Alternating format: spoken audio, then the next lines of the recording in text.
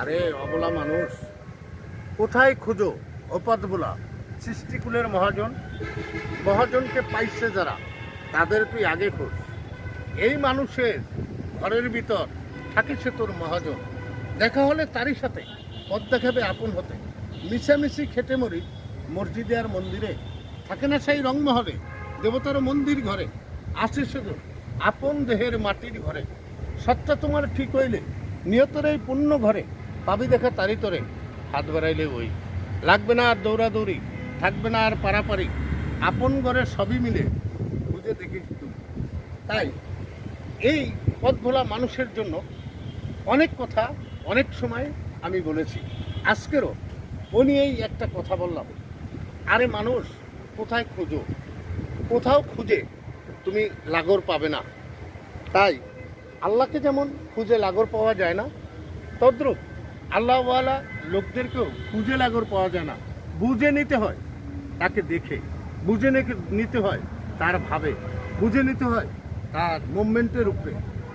আমি শুধু অবলা মানুষগুলোর জন্য বলছি, পথের দিশা পাওয়ার জন্য, জীবনের শেষ দিশায় পৌঁছার জন্য। জীবনের শেষ দিশায় যে হেরে যায়, সে একুলেও হেরে গেল, ওকুলেও হেরে গেল। দুই কুলে তার হারার পথ, আর জিতার পথ নাই। তাই জিতার পথে যদি আপনি আসেন, ভালো পথে আসেন, শান্তির পথে আসেন, ইসলামের পথে আসেন, তবে সুবিবাদের পথে আসেন। না হলে আপনার ইহকাল পরকাল দুনো কাল আপনার ব্যর্থ। আর ব্যর্থ জীবন দিয়া আপনি কোনোদিন স্বার্থের পথ খুঁজে পাবেন না। তাই খুঁজলে খোদার লাগর পাওয়া যায়। আপনি মহাতের কাছে শুনেছেন, আমিও আপনাকে বলে গেলাম, খুঁজলে ঠিকই সেই খোদার লাগর পাওয়া যায়, যেই খোদা সৃষ্টির বাদশা, সৃষ্টির মালিক, একমাত্র পরম আপনাকে পাঠাইছে এই দুনিয়ায়।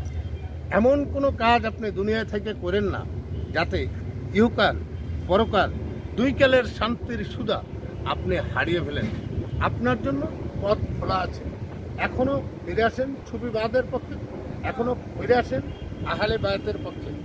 আর যতক্ষণ পর্যন্ত আপনি আহলে বায়াতে দাখিল হতে পারবেন না, ততক্ষণ পর্যন্ত আপনার ইবাদতগুলো কোনো কাজেই লাগবে না। আমি সকল ভাই বোনদের উদ্দেশ্যে বলছি, সকল মানুষের উদ্দেশ্যে বলছি, সকল মুসলমানদের উদ্দেশ্যে বলছি, এখনও সময় আছে। আহারে, তুমি নৌকায় উঠো, যেই নৌকায় তুমি পার হবে এপার থেকে ওপার, ওই নৌকায় যদি তুমি উঠতে না পারো তাহলে তোমার জীবনটা ব্যর্থ। এই বলে আজকের মতো এখানেই শেষ করতে চাই। যাওয়ার আগেও দুটো কথা বলে যাই।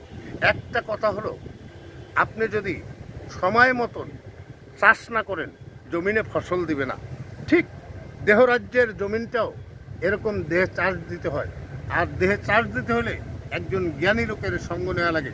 আর জ্ঞানী গুণীর সঙ্গ না নিলে আপনার আবর্জনা আপনার ভিতরেই থাকবে, কখনো ময়লা পরিষ্কার হবে না।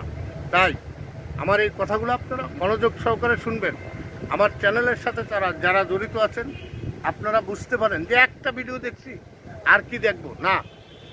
দয়া করে আমার এই কথাগুলো দেখবেন, লাইক দিবেন, শেয়ার দিবেন। আর যদি কোনো কথার ভিতরে আপনার কোনো খটকা লেগে আমাকে কমেন্টে লিখে জানাই যাবেন। এই বলে এখানে রাখছি। দেশ ও দেশের বাইরে যারা আছেন, আশা করি আপনারা ভালো আছেন, সুখে আছেন। আমিও আপনাদের দোয়ায় ভালো আছি, বেঁচে আছি। এই বলে এখানে রাখছি। আল্লাহ হাফেজ।